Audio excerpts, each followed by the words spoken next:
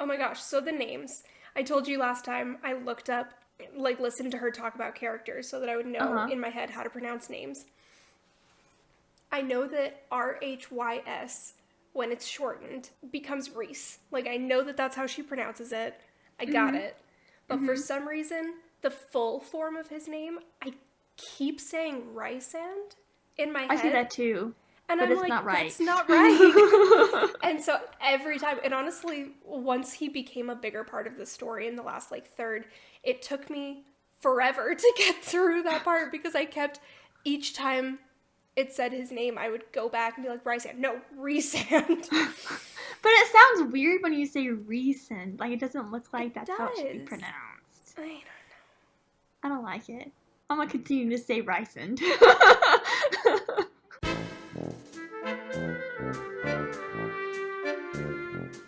Hello everyone, and welcome to The Same Page. If you don't already know me, I'm your host, Jenna Clausen, lover of books, sympathizer of book-to-movie adaptations, and owner of an embarrassingly long TBR list. Each month, I'll be bringing on a bookish friend or two to discuss some of our current and favorite books, as well as a few recent binge watches, and to share in a buddy read. Grab a drink, join the discussion, and let's find out if we're on the same page. Trigger warnings for the book that we'll be discussing in today's episode include murder, wrongful death, description of torture, hunting-related death, and other tense scenes. So please keep that in mind as you read the book and listen to the episode. My guest today is my friend Sabrina, although if you're on Bookstagram, you may know her better as Traveling the Pages. In addition to her almost 2 years and 5,000 followers there, Sabrina is also the queen of Instagram book clubs.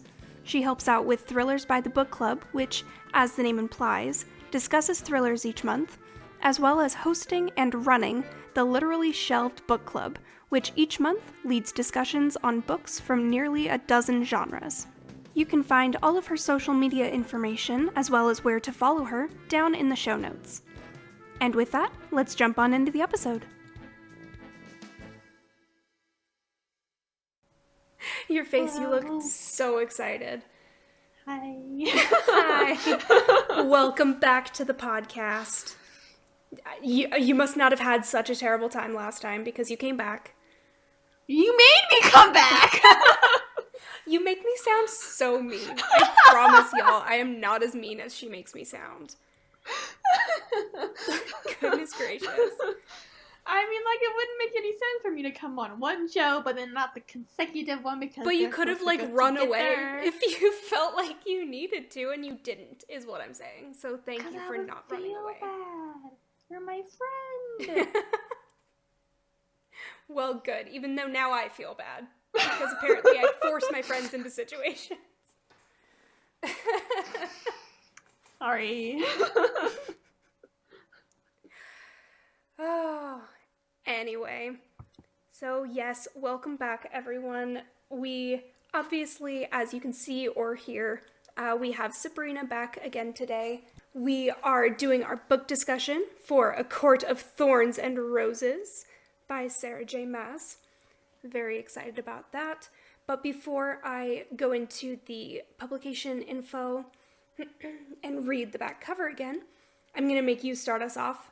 Partially because I usually make the guests do it and I didn't last time, and partially because my throat is freaking out.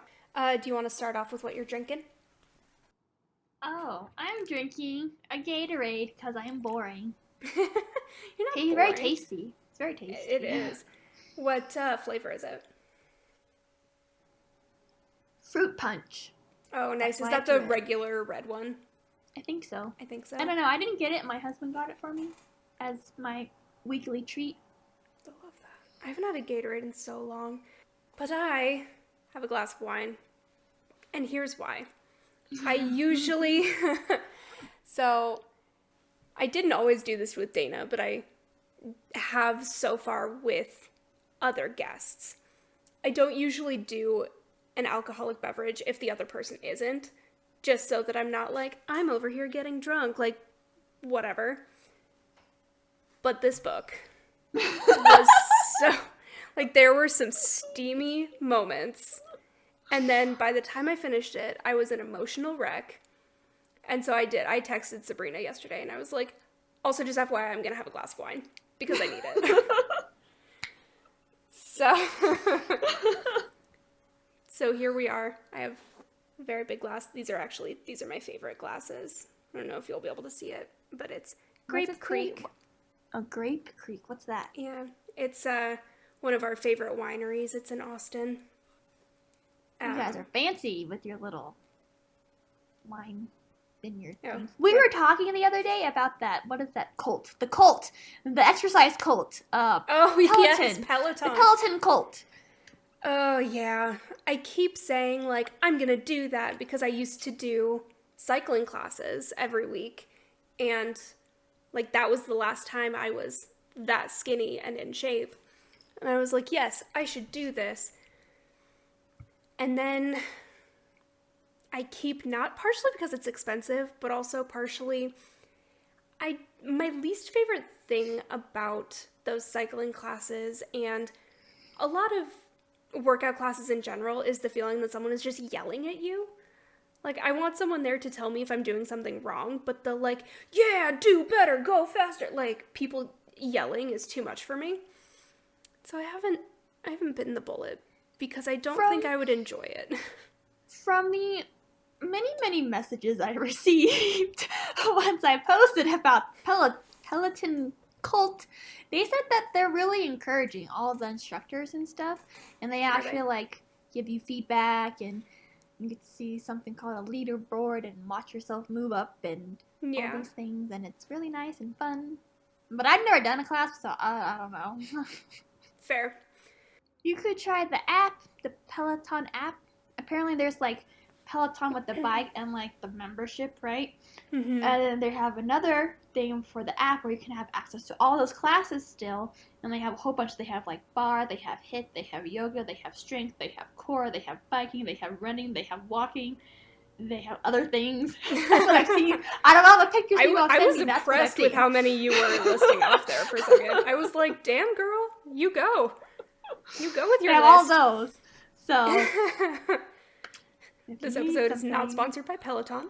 It is not. But if they wanted to sponsor me and send me a bike and help me lose like 2 or 3 dress sizes, I would not be upset about it. Let's talk about a book, shall we? Okay. Okay. So I went through the whole spiel last week, but I will just quickly go through it again. We read and are discussing... What is this dance? Hi. We read and are discussing A Court of Thorns and Roses by Sarah J. Maas. Looks like this. It is beautiful. If you are not watching on the YouTubes and you're just listening, the paperback copy that I have is this really pretty, like, orangey red with a decorative wolf kind of illustration in the background of the cover. Very pretty. Oh, yes, you have the beautiful one. So these are the original covers, right? Mm-hmm. Yeah. And it is red with the main character just looking so badass and beautiful on the front. I love it. I love those covers. I still think they're prettier, but I stand by my choice of buying these ones. Publisher is Bloomsbury. The number of pages, at least for my copy, is 416 pages. And then original copyright year for this first book in the series is 2015. And then this cover that I have is a re-released paperback, which was published this last year, 2020. And I guess I will read the back cover.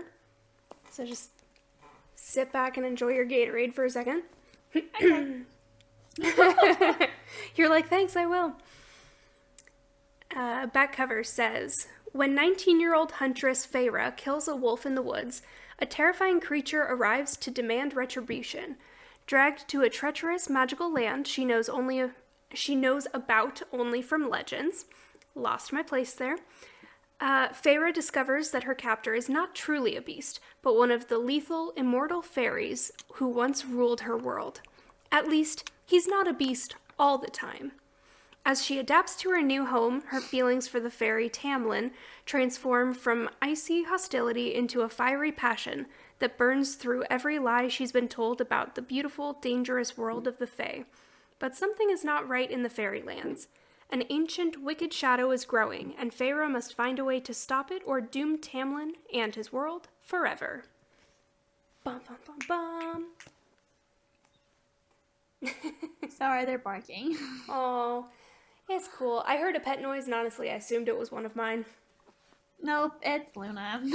Oh, that's such a cute name. I don't think I knew that your friend's name Luna, was come Luna. here. Should we introduce you to the world?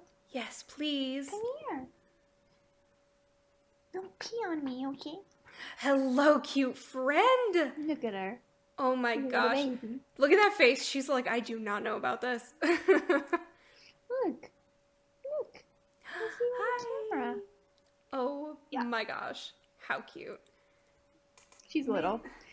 She's Maisel like 5. is finally laying down and being good, so I'm not going to bring her up, but they look like they would be friends. She just wants to chill. I'm gonna put you down now. She's like, no, cuddles. You ready? Ready? Bye. I love that. What a little cutie. She can be cute sometimes. Sometimes. I mean, that's the case with, I was going to say all pets, but really all children of any kind. Fur babies, human babies. they're cute most of the time, you know? I don't know. I think I feel like I have enough nieces and nephews that I can say that.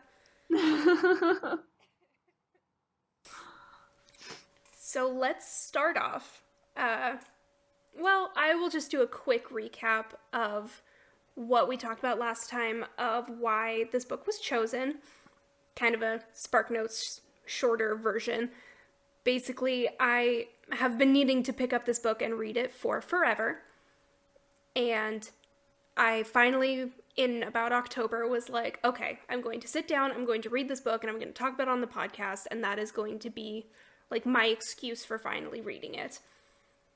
And my friend Sabrina here was one of the main people talking to me about how badly I needed to read it, and so I, as you heard in the beginning, apparently forced her, against her will, into coming on the podcast and discussing it with me. And so here we are. Hello. Hello. Nice to see you.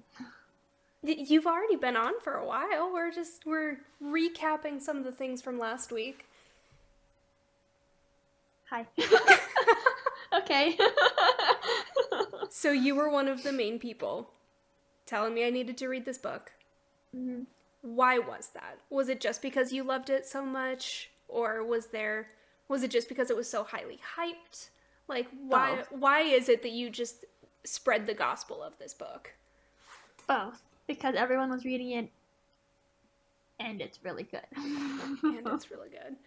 Yeah, it's always a little bit scary picking up a book that has been so highly hyped on the bookish side of the internet, whether that's Goodreads, Amazon, Book of the Month, Instagram, whatever. It's always a little bit scary to pick it up and read it because I feel like it's so easy for all of that hype to build expectation in your mind and have it not meet that expectation. I have a hard time reading reviews because of that. Because, like, someone will say, oh my god, it was the greatest thing in the world. And I'm just like, but was it? And then there's always a 1-star review saying, like, this is not what I thought it was. Like, the range is wild. And I feel like it's because, like, people read how hyped a book is, and they're like, oh my god, it's gonna be the greatest thing. And then they read about it, I was like, oh, well, that was, like, okay. So I feel like when you read a super hyped book, you have to adjust your expectation. Otherwise, you're gonna be disappointed. Absolutely. And so that was honestly part of why it took me a while to read this one. You know, I mentioned last time scrolling through my feed on Instagram, specifically my Bookstagram feed. So all of the people that I follow post about books. I'm not going to scroll through and see too many non-book posts. But I couldn't scroll through and get through maybe 5 or 6 posts without seeing something about this series. And I don't read very much fantasy anyway. Like, it's just not a big genre for me. And so I was very concerned that this was not going to live up to the hype for me. But I finally read it and it did, so it's fine. So, let's see. Yay! Do we want to jump right in and start with favorite characters, scenes, quotes, anything like that? Or do you have any just general what you like about it as far as the story or anything like that you want to touch on before we start going into more specifics? Well, I mean, I read it almost a year ago. Yeah. So I had to, like, skim to see what I remembered. So we can do whatever you'd like to do. Doesn't matter to me. Okay. And something to keep in mind as well, partially for you, but partially for anybody listening, is you've read all of the books that are already published for this series. Mm-hmm. So the fourth full book is coming out next month. Mm-hmm. So she doesn't know everything, but she does know what happens in the next 2.5 books. So I'm going to do my best to rein her in for just talking about this first one, partially because I haven't read it, but partially just avoiding spoilers for other books in the series, but just something for everyone to keep in mind as well. Good, because when I was looking through it, I was like, oh, I'm pretty sure this happened in the first book, and I'm like, oh, no, oh, it sure did. Second book. That was me rereading the Harry Potter series. I was like, oh, I thought this happened so much earlier than it did. It's always good to have those reminders. Honestly, that's part of why I love rereading books that I enjoy. Because it's like sometimes you still get surprised. Like you're like, oh, I thought it happened here, but then it's like it happens over here, or this happens sooner, or whatever. Right. Or like my very favorite book, I'm not as good about it anymore, just because I have so many other things that I'm reading. But I try to read it once a year during the summer, and every time I read it, I still get something new out of it. Books are magical, man. Mm-hmm. They're so good. So do you have a favorite character that you want to talk about? Probably Feyre. Right? That's how you pronounce it? Yes. Yeah. Feyre. Mm-hmm. I like her. Why? Why is she? Is it just because she's the protagonist, or... No, just because she's cool. When you hear the book, really cool. Like she's kind of a badass. Yeah, and I mean, like, she doesn't seem like, you know how like sometimes when you read a book and like the character is just so like whiny, but they're supposed to be the main character and they're supposed to be so awesome or whatever. She's not like that. I feel like. Yeah, for sure. I had her written down as my main favorite character as well. I did have a like honorable mention character written down, which I'll go into in a minute. And I do want to say as well, we are going to talk a bit about the ending, just because it's kind of hard to talk about the book without doing that, but we will try and leave any major spoilers until closer to the end of the episode. So we hear about her on the back cover, and Feyre is this 19-year-old, I want to say. I think so. Who her family used to be very, very wealthy, and then fell from grace hard. And she's now a huntress and hunts to provide for her family. And good at it. She's good at it, too. She's good at it. And I really like characters who, maybe not their main skill, but something that they show a real proficiency for is something that they learned out of necessity. You know, she's also a painter, which I love the scenes when it talks about her paintings and when she's describing her process during painting. But something about a character who gets put into kind of a shitty situation and is able to keep a fairly level head and say, okay, this is what I need to do to be able to move forward, and this is what I have to learn to do, and then is able to teach themselves how to do that. I always think that's really cool in a character. And then my, like, secondary favorite character, like I said, I did write down a little honorable mention. As much as I love Tamlin, who, again, is the fairy slash beast man, who's very magical and very charming, who kind of takes her away to live with him. As much as I love him, I actually wrote down Lucien. I kept reading it Lucien in my head, and I'm like, you're making this more complicated than it actually is. But that's just where my brain was throughout the whole story, reading his name for some reason. But Lucien is Tamlin's best friend and a member of Tamlin's court, so he's also a fairy. And he's just really feisty. Like, at first he seems kind of like a jerk, like kind of a mean person. But then once Feyre and then thus the reader kind of gets to know him, their friendship is just really good for me, and I just really enjoyed the scenes of them being friends and like doing stuff together. So I really liked him a lot too. Do you have no thoughts? Is this episode going to be me talking to myself mostly? I do, but I don't like. I like him, and I don't like him, and I don't like him because I can't tell you because of the other books. But when I first read the book, I did like him. He seemed okay, and like on her side and her friend. But then you read into the next books, and then it's just kind of like, what are you doing? Well, you need to just. But then he like gets better. You just need to like wipe your mind of the other books. Like they don't exist right now. I'm trying. Okay. Well, anyway, at this point, I like him a lot. Watch me get 3 books in and be like, I hate him. And then go back and listen to this episode. Be like, you're stupid. Why are you saying this? You might be like, why? Why did I say I like him? But I mean, you might like him. I mean, like, he's like fine at the end of the series.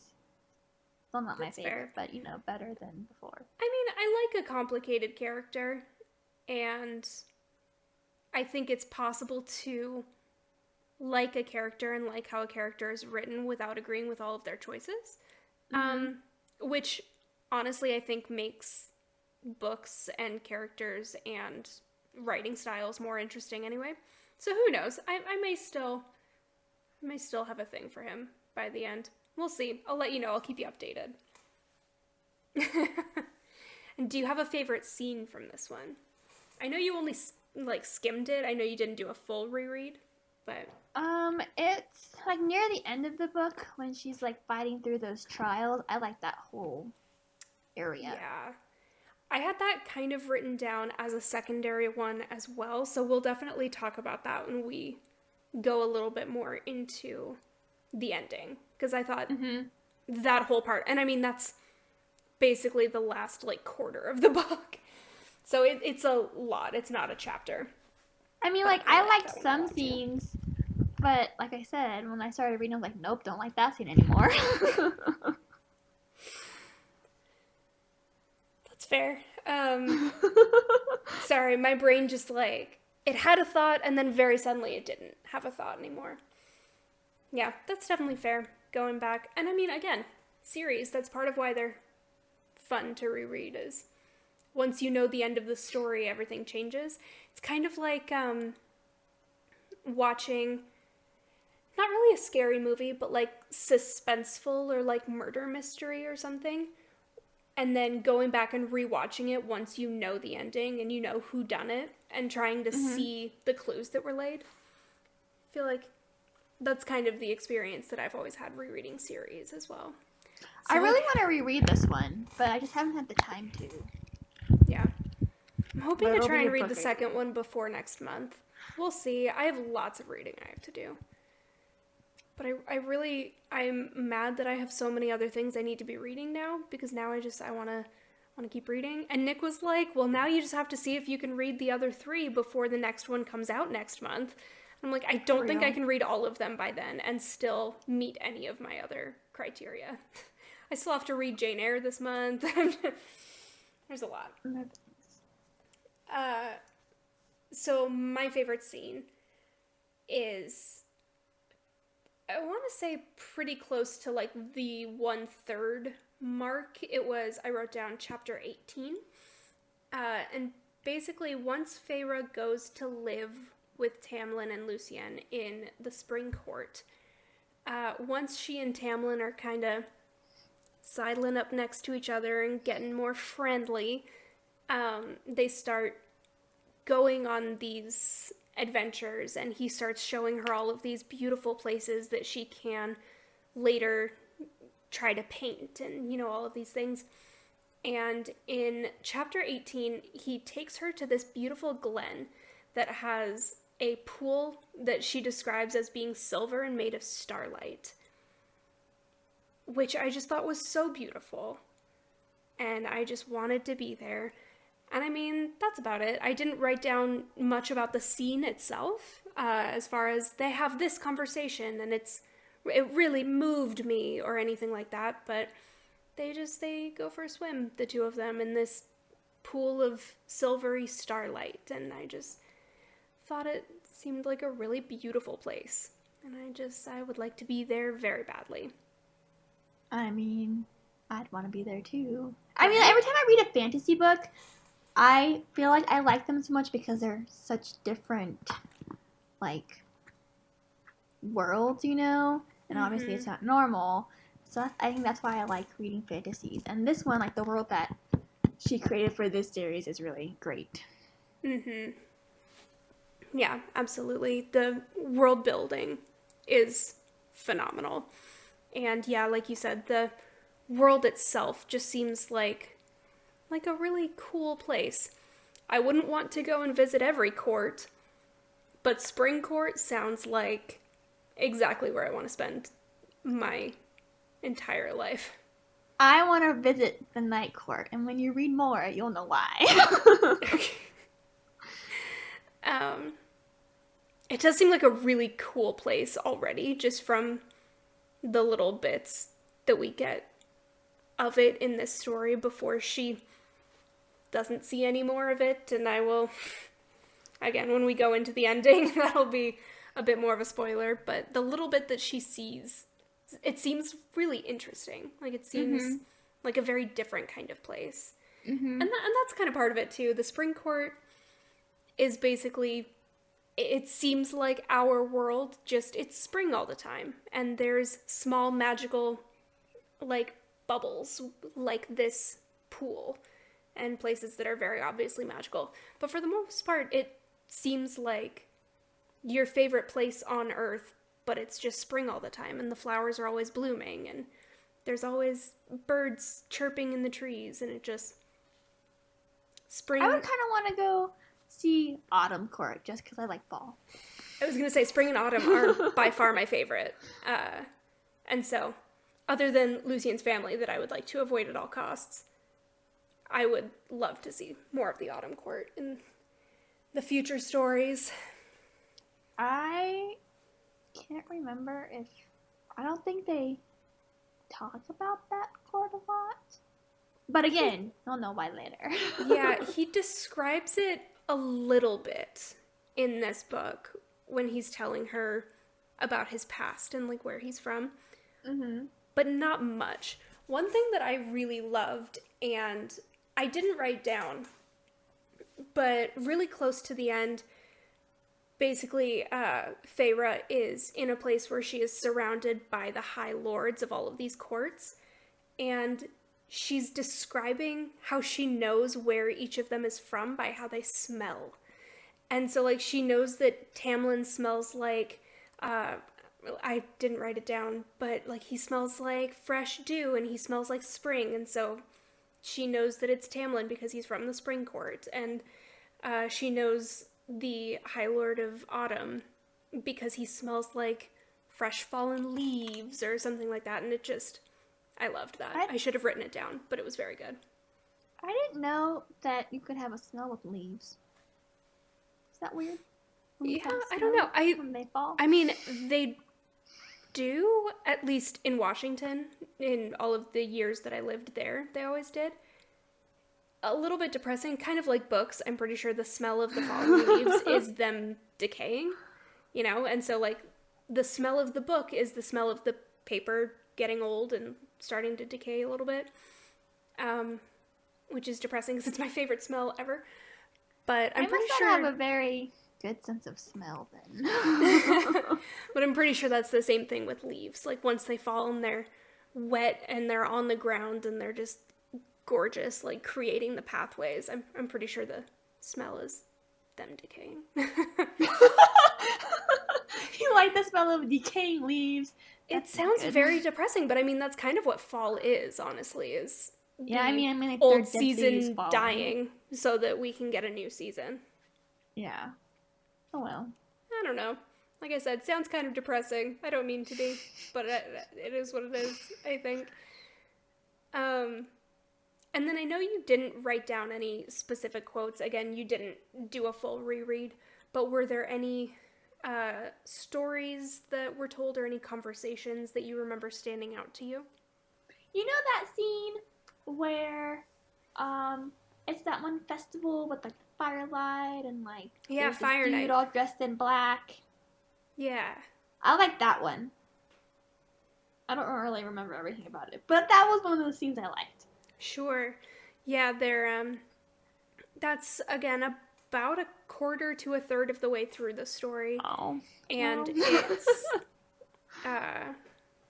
it's the Fire Night Festival.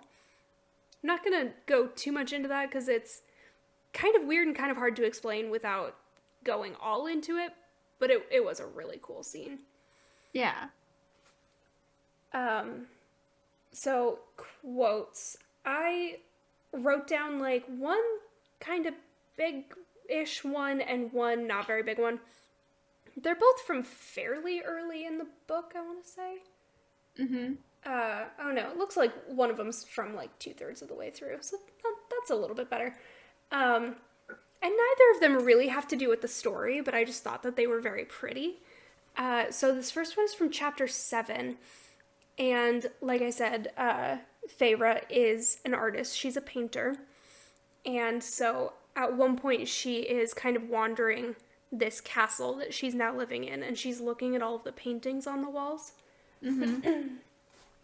And she's looking at one that's just a still life of flowers. And she says, just a vase of flowers against a dark background. But more than that, the flowers seem to be vibrant with their own light, as if in defiance of the shadows gathered around them. Which I just thought was really pretty, like a really nice way to describe that. I don't know, I liked the idea of the light within something being in defiance of the shadows. I just thought that was really pretty. It does sound really pretty. I do like that. Right? And I feel like it's kind of, I mean, you can, again, this might sound depressing, but you can think about people who are like really bright and positive people, even though they might have a really hard life. Like, that's kind of what that made me think of, was the lightness inside of someone being in defiance of the shadows all around them.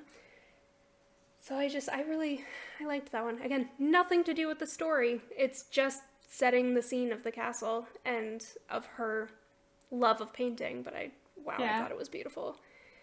And then the other one that I wrote down is only a sentence, and again, nothing to do with the story, not an important quote in the slightest, but basically there's all these different kinds of fairies, and some of them are nicer than others, but along with the other types of fairies, there are other types of creatures and beings in the courts as well, and throughout the story, some of them are kind of finding their way into the Spring Court and kind of causing some issues for Feyre and Tamlin.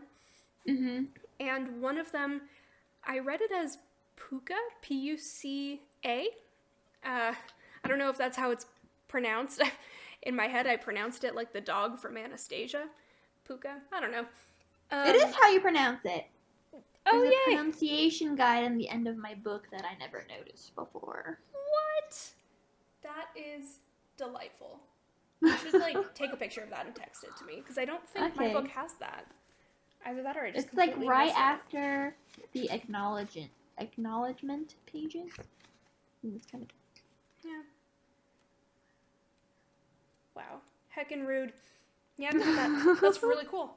But basically, one of the beings that finds its way into the court and kind of causes some mischief is the puka, and it is a shape-shifting fairy or being. I don't remember if this one is a fairy or if it's just another thing.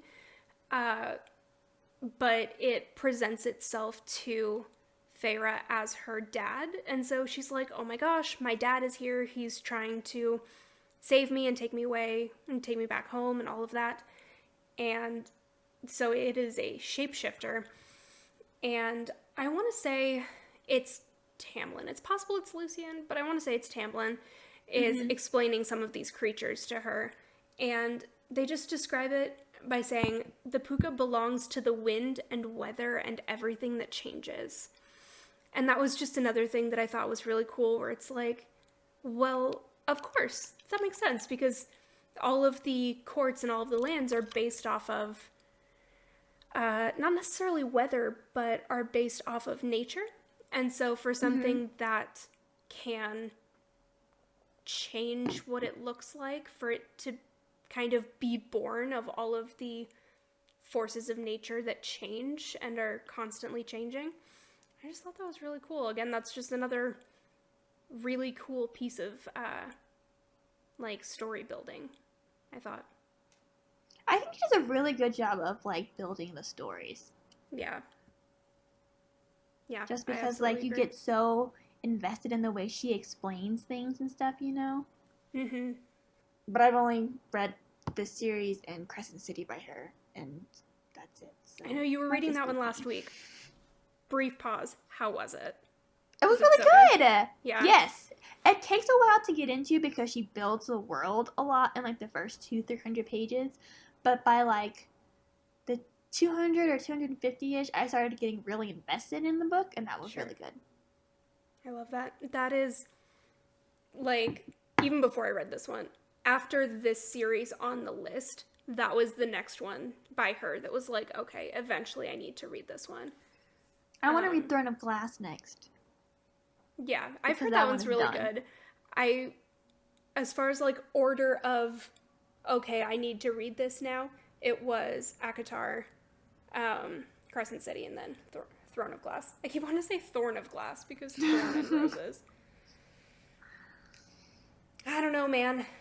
And actually, one other thing that I want to talk about with quotes, and this might not be quite the right time to talk about it because it does kind of lead into the spoiler discussion, but at the end of the story, basically Feyre finds herself in this position where she's having to try and prove herself, and she's having to try and solve a riddle.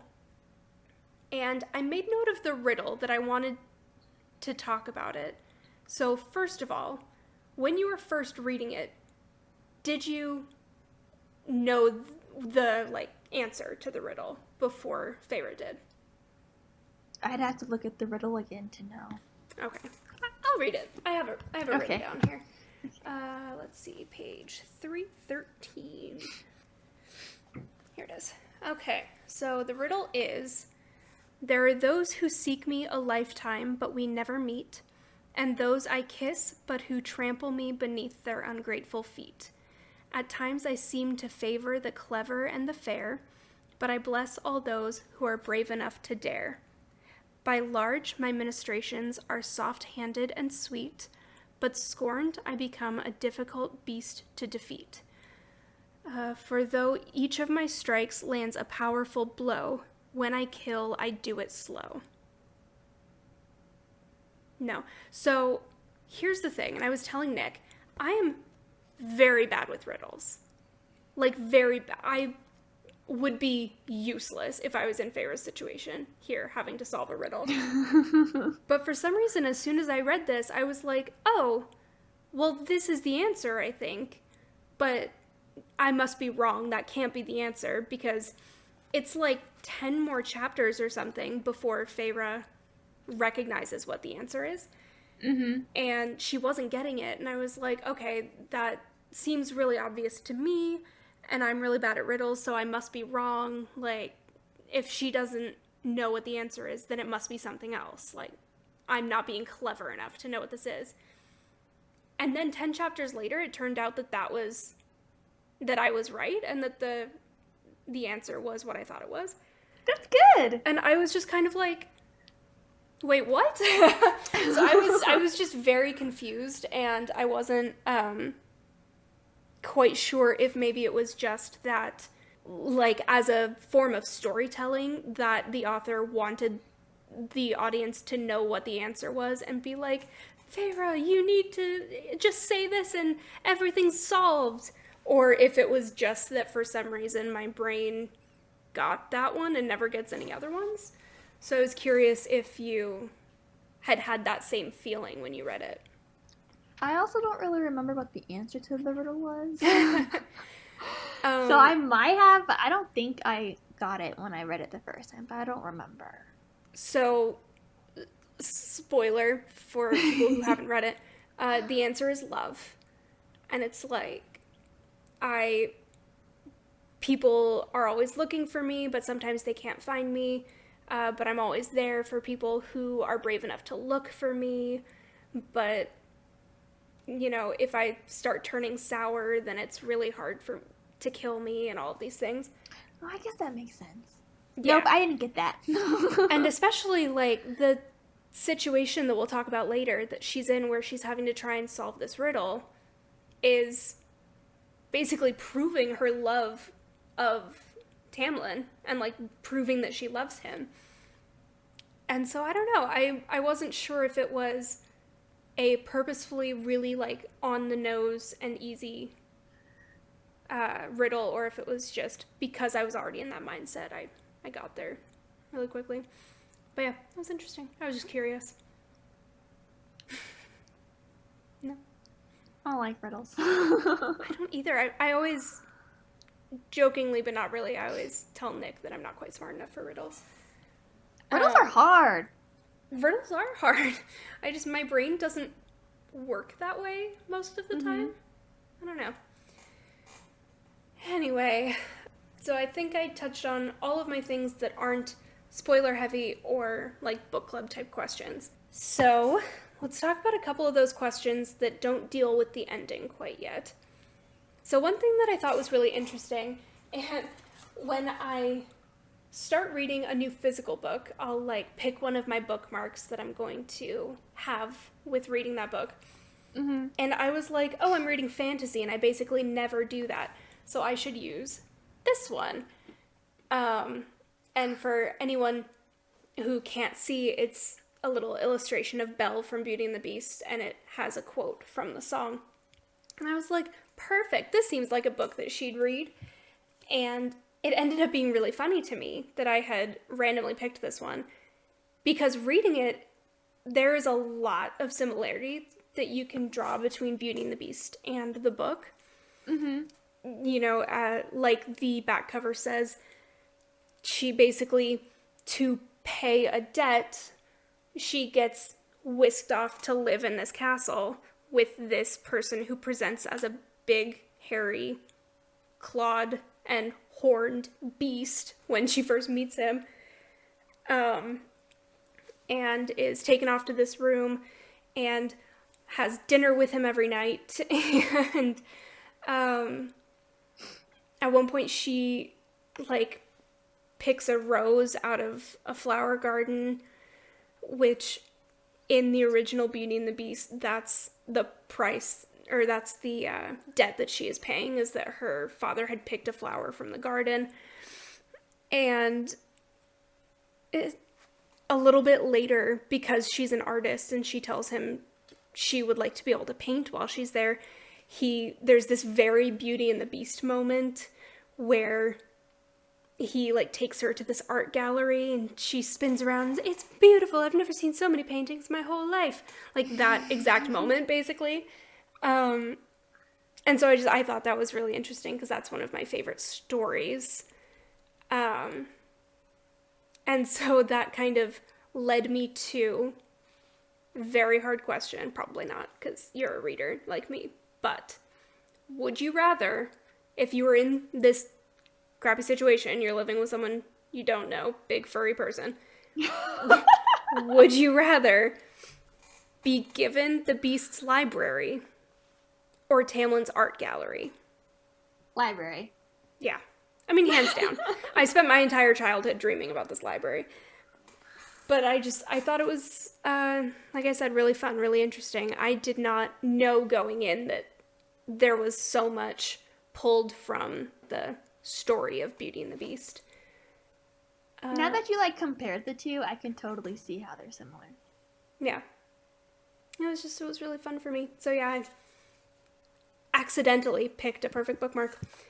And let's see. So the big one I want to talk about after we talk about spoilers, but the last like small one here is, there was a quote, and again, I didn't write down where this was. I want to say it was pretty early on in the book, but Feyre's talking about how promises are everything, and she's basically saying a promise is law, a promise is your bond, you know, all of these things.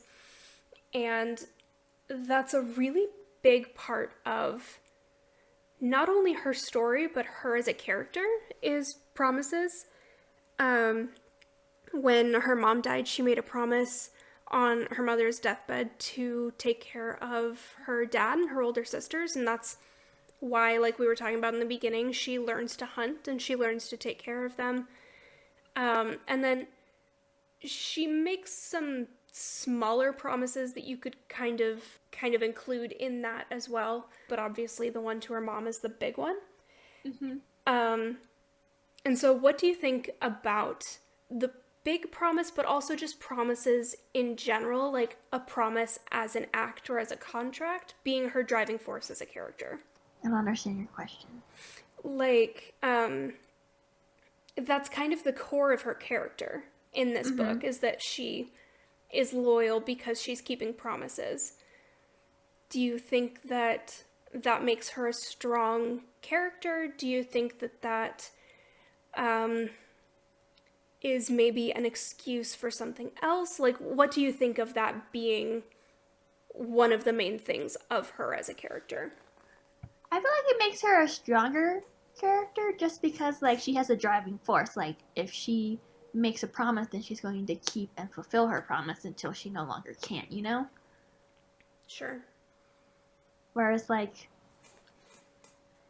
if she... And plus, I think that makes her, like, a likable character to try and keep all her promises, because if she, like, made a promise and, like, didn't care or, like, didn't follow through, I feel like it would make her unlikable. Yeah. That's what I had thought as well. Obviously, we said in the beginning, she is a hunter and she's very good at it.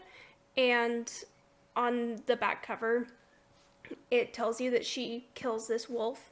Really early on in the story, you find out that that wolf was a fairy and was a member of Tamlin's court.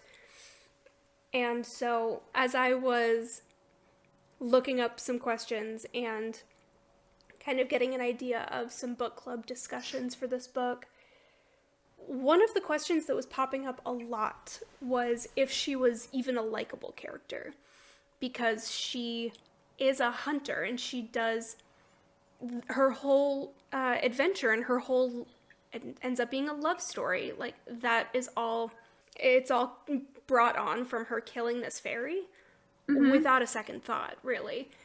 And so I thought it was interesting because that could very easily make her a not very likable character and kind of turn her into an anti-hero rather than a traditional protagonist. But, like, this book, don't the humans not like the Fae? Like, they think they're dangerous and all these things? Like, Yes. she didn't know that the wolf was a Fae because she was just like, oh, like, you're attacking me, you're doing whatever the wolf was doing. Sort of. So she does, this is told through first person, so you are in her head the whole time. And she does register that it's probably one of the Fae because this wolf is so much larger than regular wolves are. And she kind of has this moment of, it's not attacking me, should I leave it? And then she doesn't. She kills it anyway, which I'm not saying that this is a bad thing, but I just, from an outside perspective, if someone is against hunting or if that was hurtful to someone reading it, she could very easily not be a very likable character. So I did think it was interesting that promises and loyalty and her word were so big for her, because that did, like you said, make her much more likable, I thought. It gave her a quality that I feel like so many people in the outside world that could find themselves reading this book, so many people would want to emulate. Yeah, So, I can see that. I mean, like, I can see what you're saying about, like, if someone was against hunting or whatever and saw that, I can totally see how that would make her an anti-hero instead. mm-hmm. But, I mean, if she's promising to take care of her family and that's how she would take care of them, Yeah. she's still keeping her word, even though she might be, like, second-guessing what she should do versus what she has to do, you know? And once she's living with Tamlin as well, one of her big things is, at the beginning, is, well, I need to find a way to escape and get back because I need to take care of my family. It wasn't because I don't want to be living in Prithian. It wasn't because I don't know this person and don't want to live with him. It wasn't because I am worried for myself living here. It was because she was concerned that no one was taking care of her family and that they wouldn't be able to make it in their current situation without her. And then she has this whole kind of internal struggle when Tamlin tells her, like, I wouldn't have taken your family's only source of food and only source of income without taking care of that and without replacing it. Yeah. And tells her that her family is well taken care of and is fed and is, has this good life without her right now. And she kind of has this internal struggle of, do I still try and escape and go back so that I'm still the one keeping my promise? Or is me staying here more Keeping in line her with promise. keeping my promise to Yeah. my mom? Yeah. Because I was thinking, like, isn't she, like, threatened to, like, if she goes back or something happens? I don't remember. Like, she can't Basically, go back because if of something. she goes back, she's told that her family won't be taken care of anymore. Yeah. Which, I mean, it's If she supposed goes to back, come she'll off be as taking mean, care but of it's them. kind of, it makes sense because then she could take care of them and would not need Tamlin to take care of them anymore. So it's supposed to be like a threat, but also it kind of made sense to me. Like, she'll still be able to take care of them, just not as well as you. Yeah. Yeah. So I thought that was really interesting, kind of the battle inside of her of, do I still go or do I, stay here because they're being taken care of better than I could take care of them? Do you have any other thoughts or anything like that before we go more into the spoiler side of the book? No, I don't think so.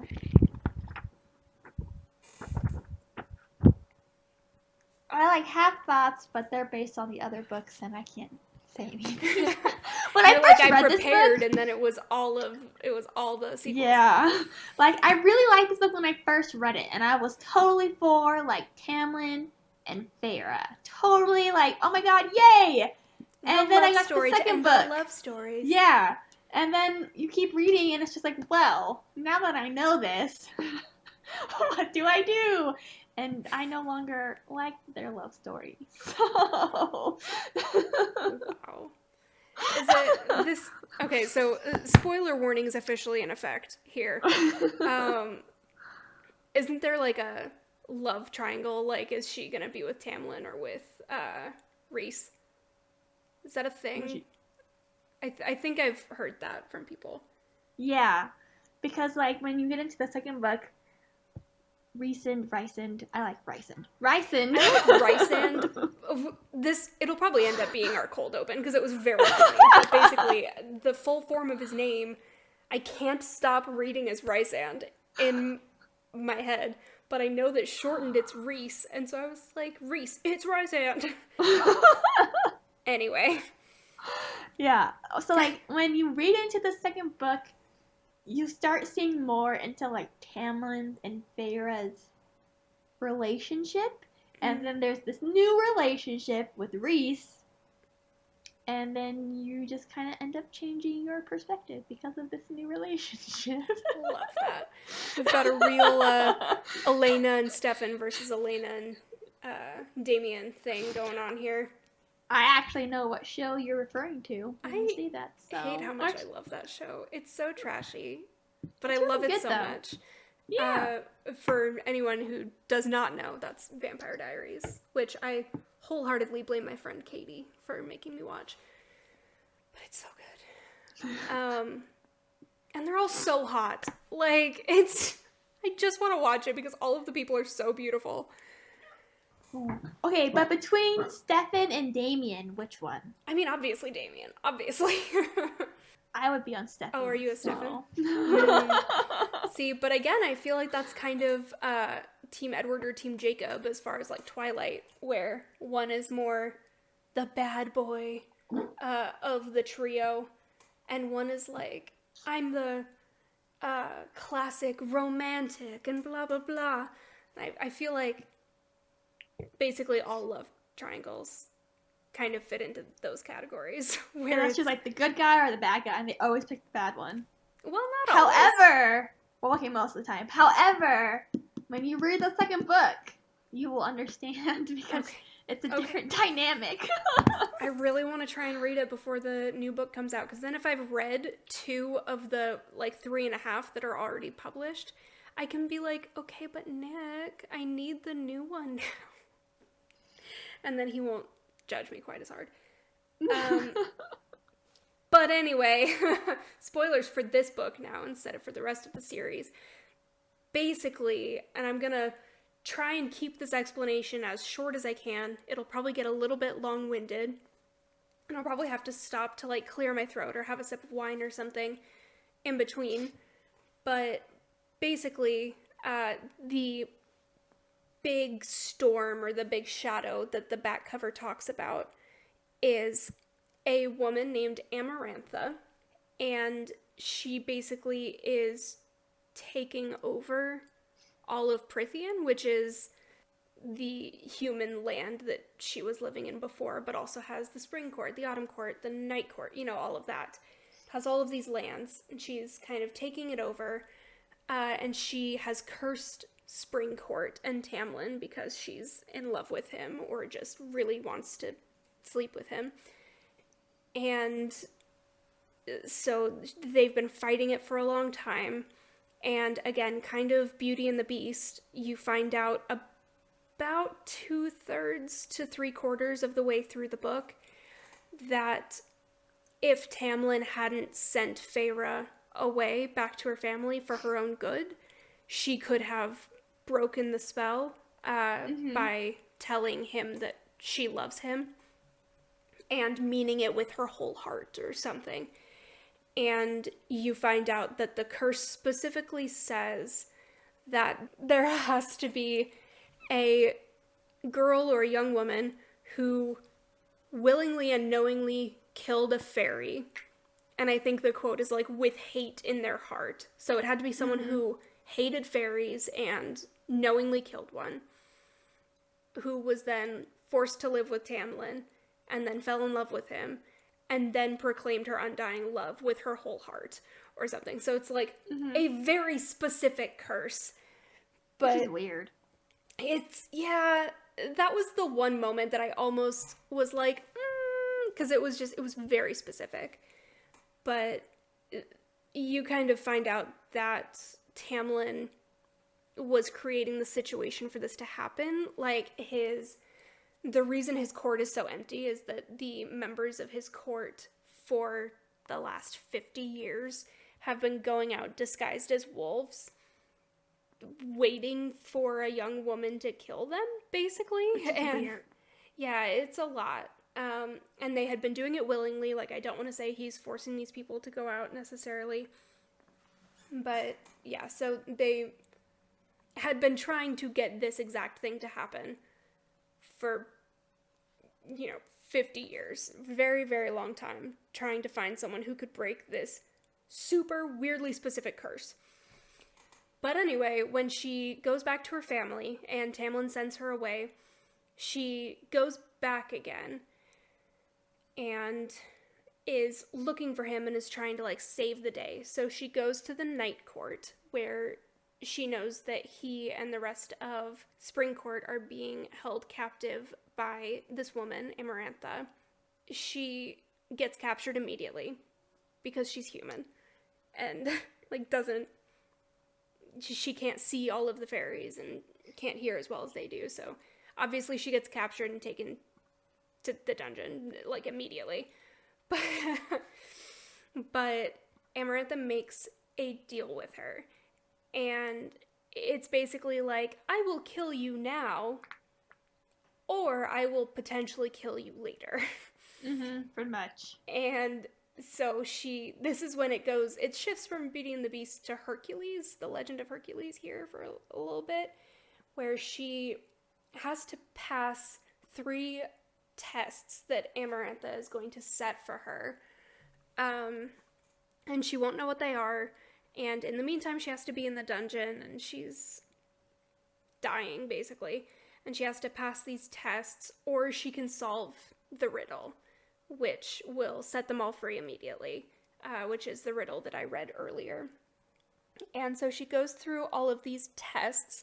The first one, she has to hunt a big worm type thing. Mm-hmm. Really creepy sounding, but it's basically a giant worm. And she does. And then the second one is she and Lucienne also randomly down there, and it's never quite explained why. But Amarantha doesn't like him, basically. They are going to be crushed by a spiked ceiling that is lowering, but she has to read this also kind of riddle, But she's she can't read, right? Yeah, so she has to read the riddle on the wall and flip the correct lever to save them, and she can't read. And so Reese kind of cheats and helps with this one. But she passes that one. And then the third one is she has to stab 3 innocents, so 3 innocent fairies, in the heart. And if she does that, they're supposedly free. And she does end up doing that. One of them is Tamlin, which is a dirty, rotten trick. But apparently part of his curse is he also has a heart of stone, and so she knows that he can't die. I don't know. I wish that was explained a little bit more. But basically, then she also solves the riddle because Amarantha, even though she passed the tests, Amarantha was like, I'll let them go in my own time. I didn't specify a time frame, so blah, blah, blah. And she solves the riddle. She dies. And then all of the high lords of the different courts bring her back to life as a high fae, which is the nobility of the fairies. And it's beautiful, and I was very emotional. You guys have emotions with books. I do. I'm a very emotional person. But yeah, it did. It got me. I was sitting on the couch with Nick, and I was tearing up a little bit, and he looks over you good? I'm like, yeah, I'm good. It's beautiful. But anyway, so that is the end of the book. That is basically all that happens. Other than after the first task, she's so injured and her arm is so infected that she is dying, basically, of infection and of fever. And Rysand comes to her in the dungeons and is basically I will heal all of your wounds and get you ready for the second task. But you have to kind of belong to me in a sense, which is gross. But he's like, you have to spend 1 week of every month for the rest of your life with me in the Night Court. So that also happens. It's kind of important. It is important. So what were your thoughts on all of that? Did you like the ending when you read it? Would you want to be one of the High Fae? What were your thoughts? I did like the ending. I thought the ending was really good. Because it didn't leave like a super big like cliffhanger, you know? Yeah. And I don't like it when books leave super big cliffhangers because I'm just like, I need the next one. Yeah. But if I were to live in that world, I would totally want to be a High Fae. That's cool. Absolutely. I mean, if only partially because they look human, but just pretty. Really pretty. So that helps. A lot of the other fairies and you get magic do not too, look though. human. Yeah, and they're magical, which is just heckin' delightful. Plus, like the different courts that they describe, I think sound awesome. Except for I just Winter wanna Court, I travel. wouldn't want to be there. No, it'd be too cold. No. Yeah.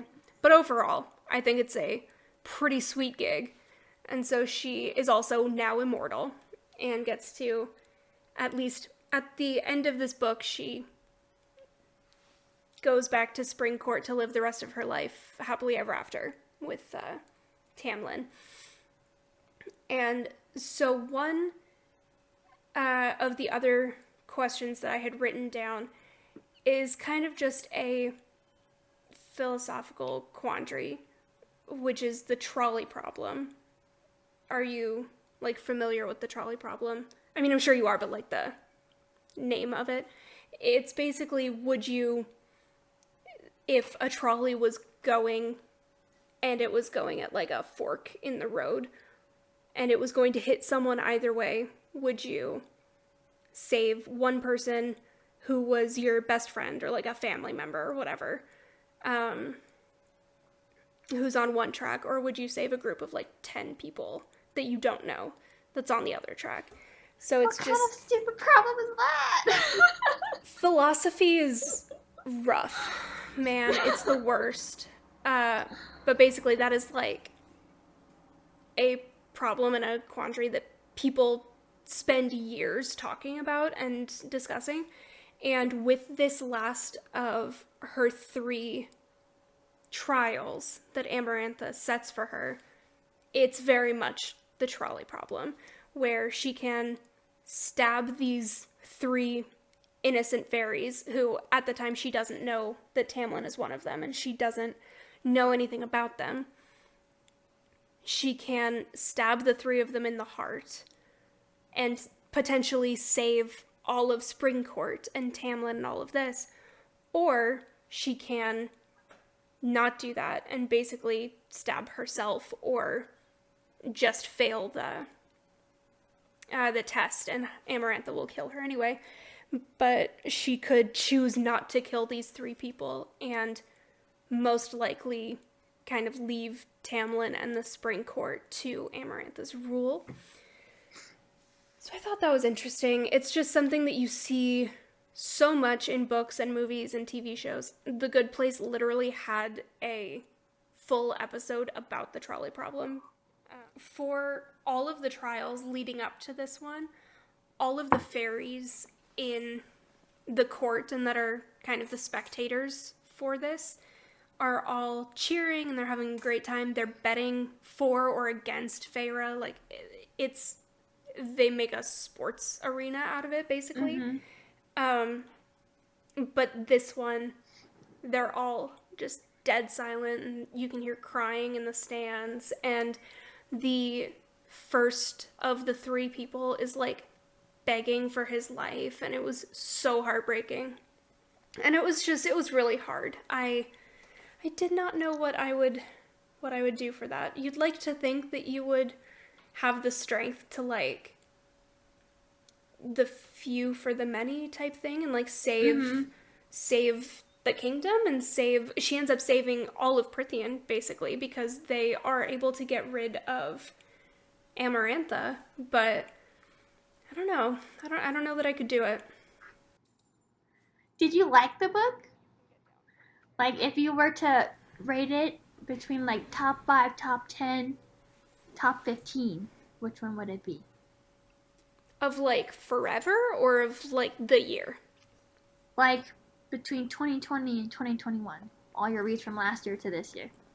I mean, I think it's going to be very hard to beat this one as a January favorite. I do a bracket of my favorite books for the year. And so I think it's going to be really hard to beat this one as far as the January book. Yay! Even though January's not even halfway over. Yeah, no, it's only the 12th when we're recording this. But yeah, we'll see. What about you? Was it one of your top books when you first read it? Yeah, I think when I did my reel for like my top 15 reads, I put ACOTAR as one of them. I actually had quite a few fantasy that I added into it, but I really liked the book. I liked the series. I didn't know that the second and third book were so long because I read them on my Kindle instead. And when I got them in person, I was just like, holy crap, this book is really big. But I finished it in like a day. I guess this one's pretty thick, but I want to say the other ones are like here. Yeah, there's like a couple hundred more pages on it, I think. Yeah. So that's part of why I'm not positive I'll be able to read the next one before the new book comes out with all of the other things I'm needing to read, but I'm hoping to. It's real good. I know, I'm hooked. You need to so that we can discuss this again, but with the second book, because you need the second book so I can tell you more thoughts about this book. Because I can't say everything of the second book. But like, Jenna has finally read this book. Now let's hear Sabrina's real thoughts about ACOTAR. I mean, we could do that. We could do a bonus episode. I really like this book, and when I first read it, it was like one of the better fantasy reads that I've read. But then when you get like further into the series, you're no longer rooting for Tamlin and Feyre because of how he becomes like further on, and then you learn more information. You learn a lot more about Rhys and all these things, and it makes you rethink your thoughts for the first book. You might love this one, and you might love their dynamic, but once you keep reading, it's like, why did I root for them in the first place? I don't understand. I thought that she does a really good job of, like, using Tamlin as the savior for Feyre, and, like, him being her, like, knight in shining armor. Here's this super handsome, rich dude who owns his own court. Like, let me woo her so that she loves me and all these things. And then you get to the second book and you're like, and he's having a really hard time wooing her at first, which is very funny. Yeah. At one point in the very beginning, she comes down after like the servants give her a bath and put her in new clothes and stuff, and he's like, your hair looks clean. And she's like, thanks, guy. Like, he has no idea how to like flatter her or flirt with her or just be like, I like you. Yeah, it was very funny to me. And then the last, like, big talking point that I wanted to touch on, again, is kind of, it's not necessarily philosophy, but the idea of nature versus nurture, and, like, how you go beyond and how you react to the situations that you're put in. So nature versus nurture is something that a lot of the time is used when talking about like serial killers or something. Like, were they born that way? Was there something inherently wrong or missing in them? Or was it kind of based off of how they were raised? And family relationships and kind of how they form the characters are a huge thing in this book for just about every character that you really learn anything about. That's a big part of.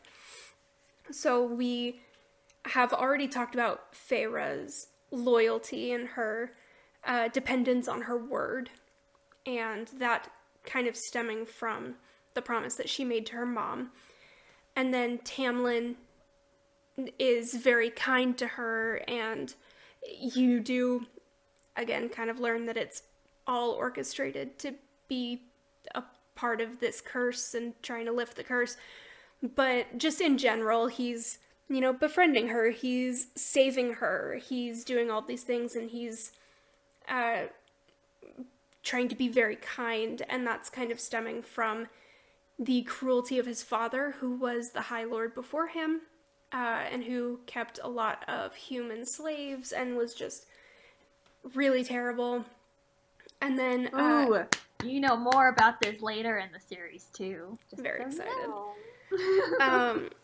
And even Amarantha's rule, where she's so terrible and she's, so vicious, and she's trying to take over Prithian, is stemming from her sister's murder. Her sister had, during this big battle that we didn't even touch on, but basically a war between the Fae and the humans, like, centuries ago, her sister had fallen in love with a human general or something, someone fighting on the other side, and he later, it turns out, had just been using her for information and kills her, and it's really rough, and that leads Amarantha to stop fighting on her side of the war and to seek revenge and to torture him, and that's kind of what leads to this,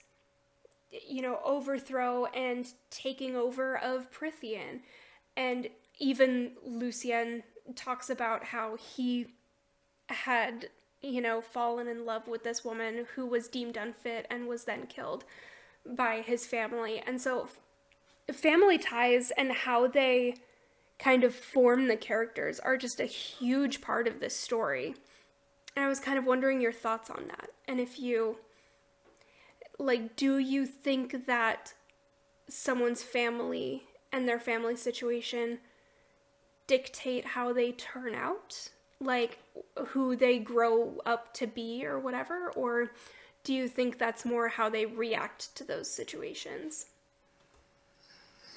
I feel like, with all the books that I've read, that with how your family, acts and stuff, that doesn't mean that that's how you'll also turn out, you have a say in your actions and reactions if you really try hard enough. So just because, you had a father that was violent and you were surrounded by violence, yeah, that might be what you know, but if you meet someone where that's not something that they're familiar with, then you know that there's a different reaction that you could have, and you could always learn that new reaction. Know that there's a different way to be. Yeah. And if you aren't interested in knowing about this new reaction, then that's on you for not wanting to know more. That's not how you were brought up, that you making a conscious decision to not care about that other way, Yeah, absolutely. I mean, that's how I feel too. I think that someone's childhood or their family situation can absolutely contribute to who they become as an adult, good ways or bad. A child who is beaten or is abused in some way could very easily from that grow up to be a serial killer, or in good ways as well. I grew up with a very close family household for the most part, and so that's something that I looked for in a partner and something that I want to have in a family moving forward. So I think that goes both ways, but I definitely agree that I don't believe that anybody is born evil, and I don't believe anybody is born good. And I don't think it's based on your actions as you grow. Yeah. If you're a serial killer, it's not just your actions, it's also, your brain and how it was developed. But, if we're taking the serial killer, out of the picture, it's really based on your actions and how you react to the world around you. And I don't think it's all about how you're taught either. I think that can be part of it, but I think, like you said, it is how you react to those situations, and how you are able to kind of turn from them if you choose to. And again, there are some situations where there's mental health standing in the way. There's, other things that I'm not even bringing into this that totally change that. But as far as just the everyday, a completely healthy person, I think that it's definitely your reactions to things. Yeah, because if you grew up in an environment where that's the only reaction you ever see, how are you going to know to change or know that there's even a different way to react to something, Yeah. Yeah, I thought that was interesting as I was reading it, just seeing how much that was a recurring storyline and backstory point for the characters was that family connection. I feel like family's very whether you choose the family or you're born into a family, in these types of books, it's a main focal point for fantasy. It's either you're choosing your family and that's who you're loyal to, or you have a family that you actually like and that's who you're loyal to. Sure. And I love chosen family just in general, but also as a storyline, a plot point. I like the idea of people being able to say, I don't love the situation I was born into, so I'm going to find my own. It's very sweet, and it always feels very healthy and very self-care. Finding a family that is good for you. I don't know. I love that. But anyway, super long-winded. Those were all my thoughts, basically. Did you have anything that we didn't touch on? I don't think so. Trying to remember which ones are book 1 and which ones are book 2.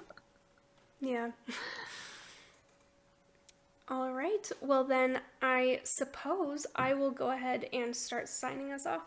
So I will try to have my full review and blog post for this book up by the time this episode goes up. If it is, I will link it in the description box below. If it isn't, I will add it after the fact and add it later. But we'll see. I'm going to try. And like last time, all of Sabrina's social media information will also be in the description. But would you like to tell them where they can follow you? Traveling the pages, but there's periods between the words. You can see my shenanigans. There are lots of shenanigans. And your main book club is coming back this next month as well. Oh yeah, literally shelved. We're starting it back up and I'm revamping the whole thing because 8 to 10 genres a month is a lot. That's a lot. It was hella impressive, but I'm not sure how you didn't lose your mind. That's why we're switching it. And we're going to be doing 2 to 3 genres a month instead. That way, the hosts get a break, the Maas get a break, and it gives us more chance to really read the book instead of joining 10 buddy reads and only reading 1 or 0 or half or whatever. That is a problem that I had every single month. I would join so many and then I would end up reading 2/3 of the books, and I'm like, it's not enough. It's hard to say no when you have a buddy read, but then it's oh, I forgot. I'm that person. I'll be sure, I'll join your buddy read, and then I'll forget. Yeah, that's part of why my TBR page in my journal always looks so crazy, because I have to list all of the things. Well, it's because I like to be able to mood read as much as I can while still being but it was on my reading list, so I'm still that makes sense. Being good. It gives me a lot of leeway. That makes sense. So, I like that. So go give her a follow. Again, like I said a minute ago, they will be in the description box. She's lovely, and hopefully maybe we can sneak her back on with our friend Caitlin for an episode down the road, and we can talk about maybe books 2 and 3. I think that'd be fun. Depending on when I read. Spoiler, I did not like the novella, so, Okay, well, we won't make you read and discuss that. I didn't like it. No thanks. Well, that's not making me excited to get there. It's just because I don't like her sister. Okay, I don't like Nesta. Yeah, I don't. I and like her. We didn't even touch on her family in this episode. We just but it's like a little filler novel, I guess, And so you get a little bit of Nesta's perspective, and then you get Feyre and all these things, and the book that comes out in February focuses mainly on Nesta and Cassian and Azriel and Elaine, I think. And I'm just mostly why? Characters we haven't met yet in this book. Yeah, and I'm just why? I just want Feyre. Why do you have to change? I don't understand. That's fair. Yeah, that's fair. Sorry, friend.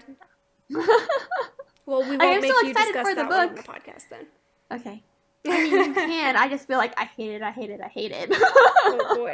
Well, then maybe we will, because you'll actually have strong opinions to talk about. Yeah, I mean, my opinions don't really differ from everyone else's for the other books. I'm just I like it. But then the novella, I'm just it's fine. You could probably read first, second, and third book, skip the novella, and go right into the fourth book and not be confused. Just saying. No need to read it, Just saying. All right. Well, on that note, I'm going to just finish wrapping us up here. You can email us anytime at thesamepagepod@gmail.com. If you have any books you think I should read for the podcast, any questions, collaboration requests, or if you've read any of our upcoming books once we've announced them, and you have any favorite parts, any book club discussion questions, anything that you'd like to have included in the discussion, please send us an email. I would love for you guys to be a part of the discussion with me and with my guests. If you want to reach out to me specifically, you can find my blog with all of my reviews and all of my blog tours, things like that, on tacklingtbr.home.blog and over on Instagram at tackling_TBR. And as for the podcast, you can find and connect with us on Instagram at The Same Page Podcast, on Twitter at The Same Page Pod, and you can find us on both Facebook and YouTube just by searching for The Same Page Podcast. And then, as always, y'all are going to get tired of hearing this. If you are liking what you're hearing when you're listening to the show, it would mean a lot if you decided to go to Apple Podcasts or Amazon Music, wherever it is you're listening, and leaving a positive rating, subscribing, and even leaving your thoughts in a review. It really only takes a couple minutes, but it does wonders to help get small shows like this one introduced to more bookish folks. And with that, I will have a new guest on next week. So thank you for coming and joining me on the podcast. You're welcome. I enjoyed having you, even though I did apparently bully you into it. But it was a nice kind of bullying. A loving bully. Please come on my podcast because I like you. It's true. I did probably say those exact words. Probably. Probably. I don't know. Jury's out. All right, well, that is it. And thank you again. And everyone else, I will see you all next week.